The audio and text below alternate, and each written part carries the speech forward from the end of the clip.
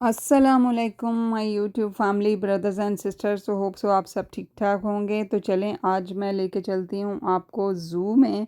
जी हाँ, ये गंदा वाला ज़ू नहीं है, ये बहुत प्यारा ज़ू था और जानवर भी बड़े प्यारे थे, बर्ड्स भी बड़े प्यारे थे और नज़ारे भी बड़े प्यारे थे। ग्रीनरी बहुत ज़्यादा थी और मौसम इतना अच्छा था, ठंडी ठंडी हवा चल रही थी तो गर्मी फील नहीं हो रही थी। और दरख्त इतने थे कि शैडो भी था, तो आप कहीं भी बैठ सकते हो सुकून से, पानी शानी पिए, ड्रिंक पिए, तो आपको मज़ा आएगा, गर्मी फील नहीं होगी। और साथ जानवरों को भी देखें और वो भी आपको देखते हैं। हाँ जी, वो भी इंजॉय करते हैं। तो यहाँ पे सबसे पहले है टर्टल यानी कि कछुआ, और मोर वगैरह थे। तो मुझे पता ही नहीं चला और मैं कछुए के बिल्कुल पास खड़ी हूँ, मुझे नहीं पता चला। जब वो मूव हुआ है मैं कहा वो ये भी इधर खड़ा है। तो यानी कि आहो, दोनों ही को जैसे स्लो मोशन। ये देखें जी, ये भी अल्लाह की शान है ना, कितना प्यारा है। अच्छा, इस क्लिप में मैं ज़्यादा बोलूँगी नहीं और आप बस इसको एंजॉय करें और कमेंट में ज़रूर बताइएगा कि आपको ये मेरी वीडियो अच्छी लगी है। और यहाँ मैं इससे पहले मेंशन करती चलूँ कि जब हम यहाँ से चल के दूसरी साइड गए, मुझे म्यूज़िक ना जाना पहचाना सा फ़ील हो रहा था। तो मैंने समझा कि वो जो इंडियन भजन वगैरह होते हैं वो चल रहे हैं, लेकिन मतलब राग जो थे, जो वो मेरी समझ में आ रहे थे, ये कुछ सुने हुए हैं जो मतलब लिरिक्स वगैरह। और दूर बहुत थी मैं वहाँ से, इसलिए वर्डिंग तो मुझे समझ नहीं आ रही थी, लेकिन जैसे जैसे मैं करीब होती गई तो फिर मुझे समझ आया कि ओहो, ये तो हमारी जो सूफ़ी गुलकारा हैं आबदा परवीन, जो सूफ़ी कलाम पढ़ती हैं, गाती हैं, और ये उनकी लगी हुई है रिकॉर्डिंग। तो और वो क्यों लगी है मुझे बस ये समझ आई बाद में कि यहाँ पे इंडिया से एलिफेंट आए थे, मतलब लेके रखे हुए हैं उन्होंने ला के।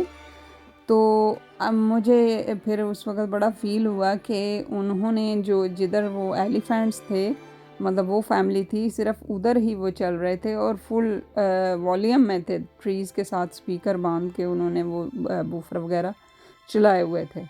तो वो कलाम जैसे कि एक अल्लाह कुल्लू में डर दी, प्लस वो था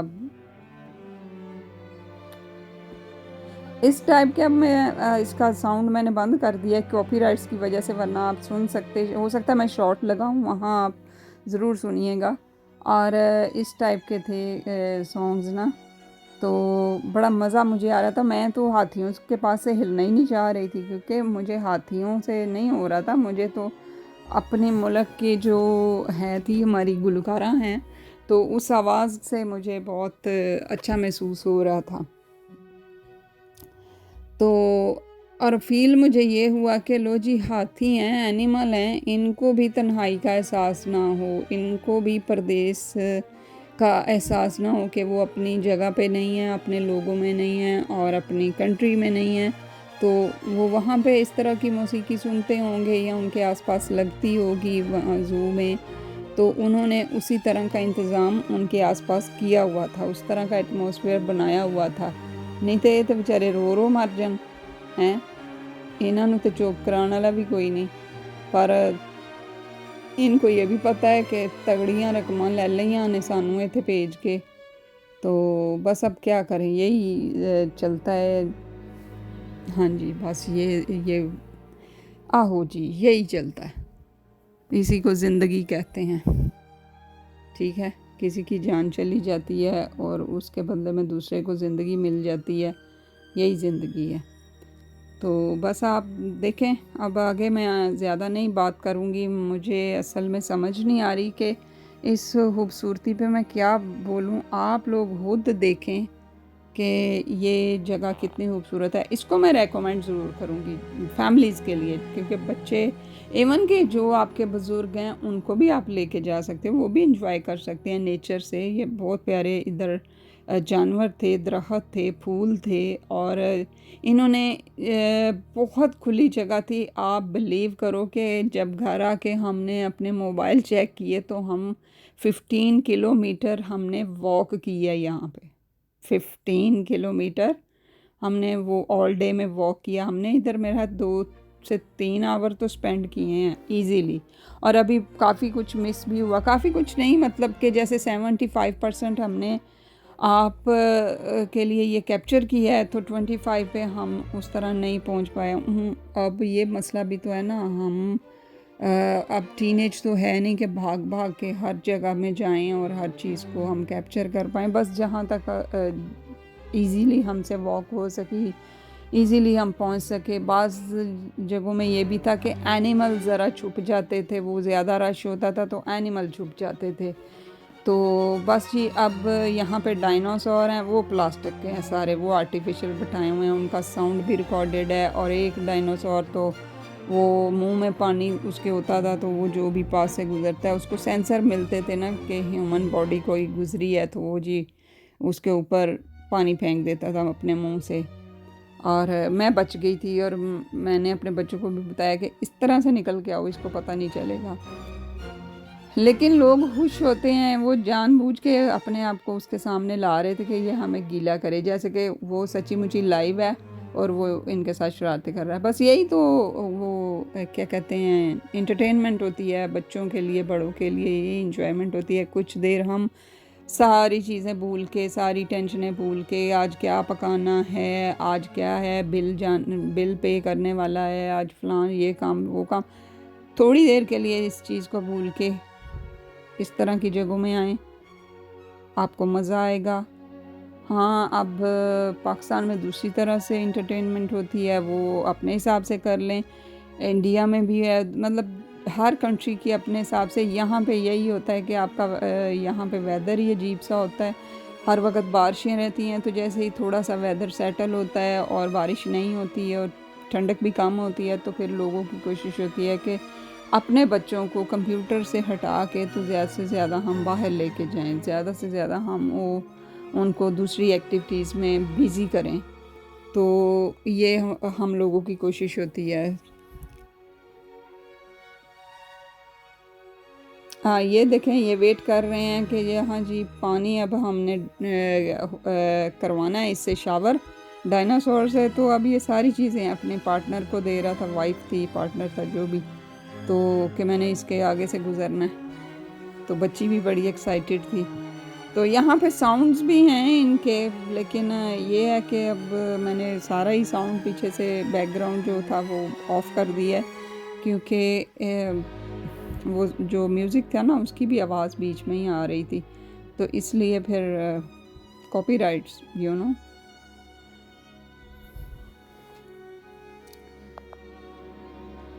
बर्ड्स मुझे बड़े अच्छे लगे। यहाँ पे खरगोश थे, और खरगोश थे वो लगते नहीं खरगोश, वो एडे बड़े बड़े खरगोश, और वो दूसरे भी थे। और मेरे बच्चों को नाम आते हैं सारी चीज़ों के, मतलब कि हमने तो वही है ना, कुत्ता, बिल्ली, खरगोश, शेर, बांदर है, 5-7 नाम है ना, हमें यही पता है। और वो, और मैं कह देती हूँ सांप, और वो बताते हैं ये फ़लाना फ़लाना सांप है, ये फ़लाना फ़लाना, ये फ़लाना बर्ड है, ये फ़लाना एनिमल है। साढ़े लिए तो एक ही ने, 4 लत्तां वाले जड़े ने वो जानवर ने, तो उड़न वाले परिंदे ने, गल ख़त्म। ये ऐसा नहीं है कि मेरी कोई वो नहीं है, एजुकेशन नहीं है, या मुझे बिल्कुल ही नहीं पता किसी चीज़ का। तो लेकिन बस वो ये होता है कि इंटरेस्ट की बात है ना, इंटरेस्ट, अब बच्चों का ये इंटरेस्ट है, तो इसलिए अभी वो लर्निंग एज में है, तो इसलिए उनको पता होता है। तो मैं बस इतना ही इंटरेस्ट ले रही होती हूँ कि मेरे बच्चे इसमें खुश हैं, ईजी हैं, बस इतना ही मेरा इंटरेस्ट होता है अपने बच्चों की वजह से।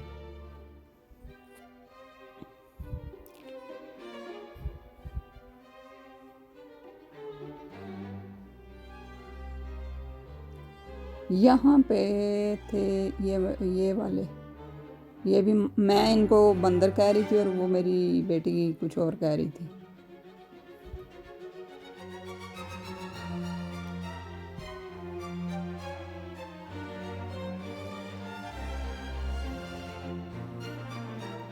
मैं कह रही हूँ कि मैंने बोलना नहीं है और मैं बोली भी जा रही हूँ। और ये मुझे वाइट के अलावा ये कलरफुल भी नज़र आया था, तो वो मैं अपनी बेटी को बता रही हूँ कि हम ये वाला जो मोर होता था, इसका जो पंख का बाल उतरता था, हाय लड़कियाँ स्कूल में कितना तंग करती थी कि जी ये मैं तुम्हें 5 रुपए में दूंगी, इसको अपनी बुक में रखोगी, सारा सबक याद हो जाएगा, या फिर आपके ये वाली जो दुआ है वो पूरी होगी। और अगर, और हाँ एक और चीज़, इसके जो है ना मोर के पंख को अगर आप आँख का पानी रोज़ पिलाना, यानी कि जैसे सुरमा डालते हैं ना, उस तरह से आपने इसके साथ करना है। और फिर ये बड़ा होता जाएगा। तो ये सारी चीज़ें पता नहीं कि असी भुल ही बड़े सी साढ़े बचपन दियां गल्लां। तो अब सोचो तो हंसी आती है, लेकिन ठीक है वो वक्त भी अच्छे से गुजर गया। चलाक हो के हमने करना भी क्या था, असी कर की लेना सी चलाक हो के।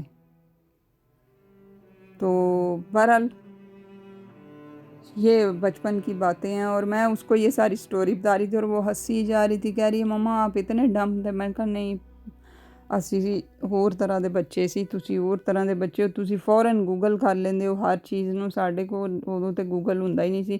ਇਹ ਕੰਮੀ ਹੁੰਦੀ ਸੀ, ਉਹਨੂੰ ਪੁੱਛੀਦਾ ਸੀ, ਉਹ ਕਹਿ ਦਿੰਦੀ ਸੀ अच्छा ठहर के ਦੱਸਦੀ ਹਾਂ मैं।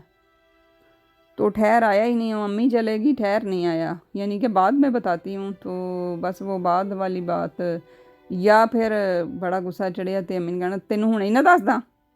तो समझ आ जाती सी भी हुण इस तो बाद छित्तर ही है। तो पहले तो हमारे जो गूगल होते थे वो हमारे बड़े होते थे, उनसे पूछ लो, उनसे सीख लो। ਹੁਣ ਬੱਚਿਆਂ ਨੂੰ ਵੱਡਿਆਂ ਦੀ ज़रूरत नहीं है, और ਵੱਡੇ तो ਐਵੇਂ ही बस नाल घसीटे जा रहे हैं, क्योंकि हमें पता है कि अभी बच्चों को समझ नहीं है, लेकिन स्टिल उनको हमारी ज़रूरत है, और हमें इनके आसपास ही रहना है। तो बस जी, गूगल अपनी जगह पे, वड्डे अपनी जगह पे। वड्डों की कमी कभी भी पूरी नहीं हो सकती, और वड्डों की ज़रूरत हमेशा रहती है।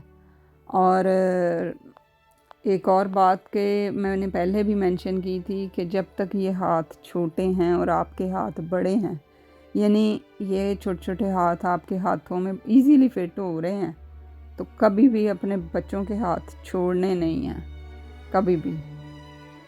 जब तक ये हाथ बड़े हो जाते हैं, ये हाथ आपके हाथ को खुद होल्ड करना शुरू कर दें, फिर आप समझ लो कि अब ये इतने समझदार हो गए हैं कि ये आपका सहारा बन रहे हैं, आपको होल्ड कर रहे हैं, तो फिर आप इजी हो जाओ। लेकिन जब तक ये खुद से आपका हाथ होल्ड नहीं करते, यानी कि अपनी ज़िम्मेदारियों को नहीं समझते, उतने मैच्योर नहीं होते, इनका हाथ पकड़ के रखें। और ये नहीं कि उन्हें ये बड़े हों ही ना, ये भी आजकल हो रहा है कि हर चीज़ इजी हो रही है ना, मतलब कि अच्छा जी कर लेगी मेरी अम्मा, कर लेगी, मेरे बड़े कर लेंगे, मुझे तो किया कराया मिल जाना है। तो वो चुने काके ही बने रहते हैं, बच्चे ही बने रहते हैं, वो भी चीज़ गलत है। उन्होंने दा ते हथ छड़ के नाल उन्होंने पिछों ठुड्डा भी मारना चाहिए, ताकि वो गिरें और फिर उठें, और उनको वो समझ आए कि इस तरह चोट भी लग सकती है, और फिर हमने उठना भी होता है। और फिर उसके बाद मट्टी झाड़ के अपने हाथ धो के तो हमने चलना भी खुद ही है। तो इतना ज़्यादा पैम्पर ना करें कि उनके बच्चों के बच्चों के बच्चों के भी आप वो बने रहें। तो और खुद को इतना ना समझें कि आप फॉरएवर स्ट्रॉन्ग रहेंगे, आप में इतनी एनर्जी रहेगी, आपकी बैटरी 100 पे रहेगी, तो आप सब कुछ कर सकते हो। नहीं, टाइम के हिसाब से, स्पेशली जैसे ही हम 35-40 क्रॉस करते हैं, तो हमारी जो होती है ना अपनी एनर्जी, वो भी उतनी नहीं रहती है। हम बहुत ज़्यादा किचन में भी नहीं खड़े हो पाते कि हम हर वक्त कुकिंग करें। हम बहुत ज़्यादा ये घर की सफाई ये वो ये नहीं कर पाते, क्योंकि हमारे सांस फूल जाते हैं। तो इस लिहाज से अपनी ज़िम्मेदारियों को भी थोड़ा थोड़ा करके आप हटाते जाएं, और क्योंकि दूसरे हाथ बड़े हो रहे हैं, और अपने हाथों के ज़रिए से दूसरे हाथ में अपनी जो ज़िम्मेदारी हैं वो मुंतकिल करते जाएं। फ़ारिग हो के तो हम कभी भी नहीं बैठ सकते, बस फिर हमारा ये काम रह जाता है कि चेक एंड बैलेंस, बस चेक रखना होता है बच्चों पे। और आगे वही बात आ जाती है, दुआ हमेशा हमेशा हमेशा दुआ करें, पॉजिटिव रहें और कभी भी ये ना सोचें कि ये मेरे साथ क्यों नहीं हुआ, ये होना चाहिए था। यानी कि जो आप चाह रहे हो वो नहीं हुआ तो कोई बात नहीं, उससे बेहतर हो जाएगा या उससे भी बेहतर हो जाएगा। या वही अगर आप चाह रहे हो तो वो कुछ देर बाद के में आपके लिए इजी होगा, आपके मतलब हक में बेहतर होगा।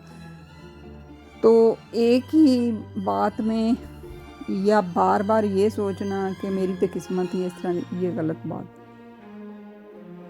किस्मत सबकी अच्छी है। एज आ पेरेंट्स देखें ना तो हम अपने बच्चों में फ़र्क नहीं करते। बच्चों की जो हरकतें होती हैं ना वो फ़र्क करवा जाती हैं। मतलब जैसे एक बच्चा बहुत अच्छा है, बहुत ओबीडियंट है, तो हम क्या करते हैं कि हमारा ऑटोमेटिक उसकी तरफ रुझान ज़्यादा हो जाता है, क्योंकि वो खुद हमारे तरफ बढ़ रहा होता है बार बार।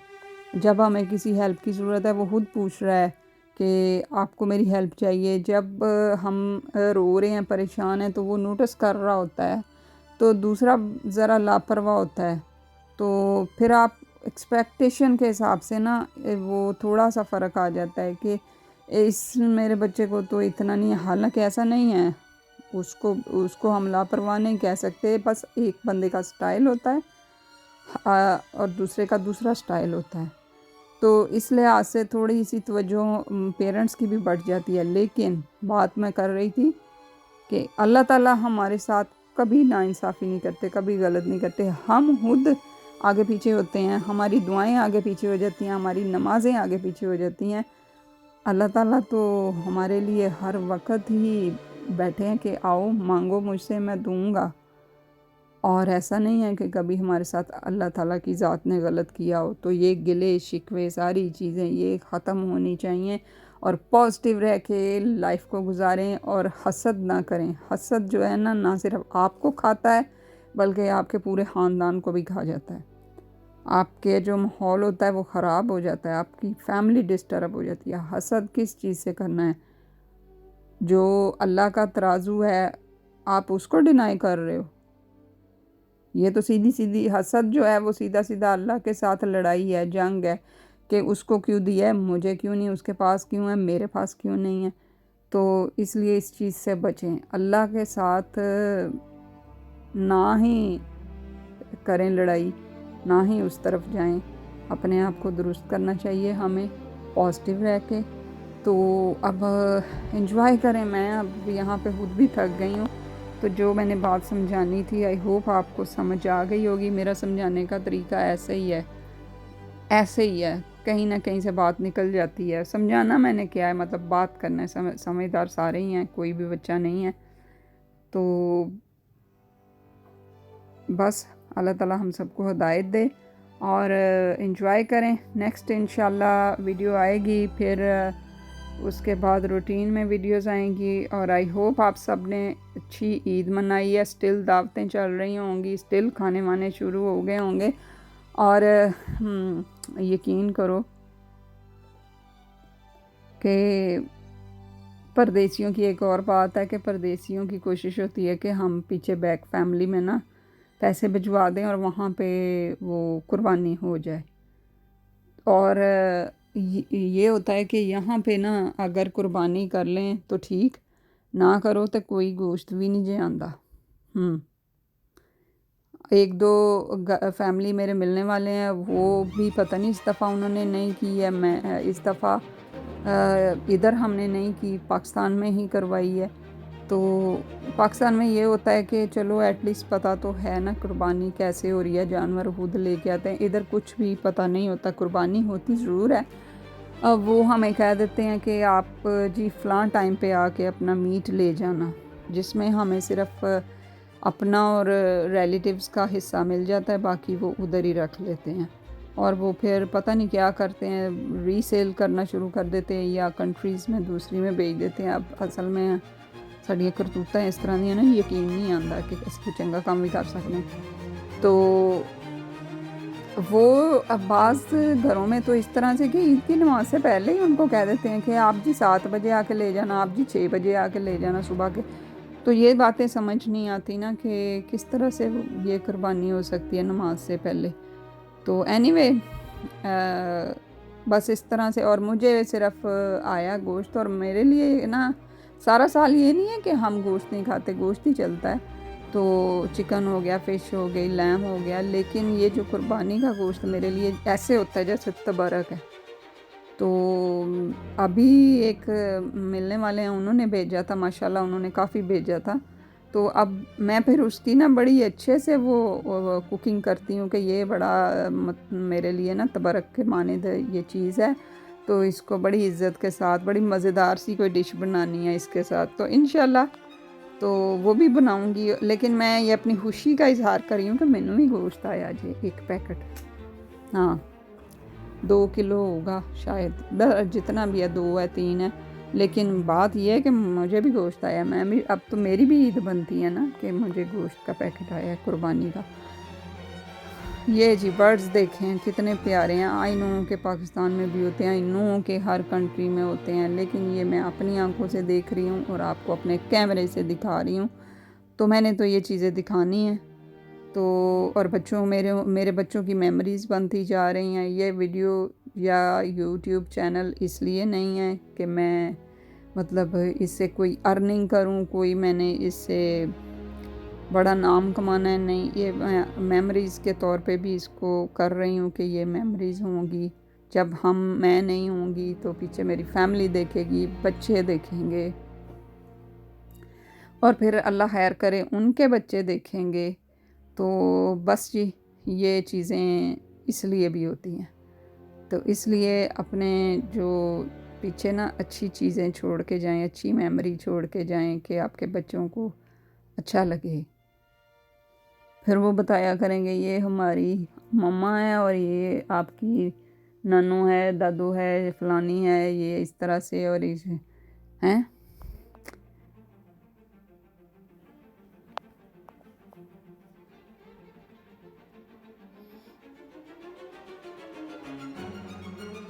कितने साफ़ सुथरे से हैं बेचारे। और सीन बड़े प्यारे थे यहाँ पे। सीन ऐसे थे कि मतलब अब मसला ये है ना कि मेरा ड्रोन जो है ना, अभी मुझे उस पर वर्क करना नहीं आ रहा।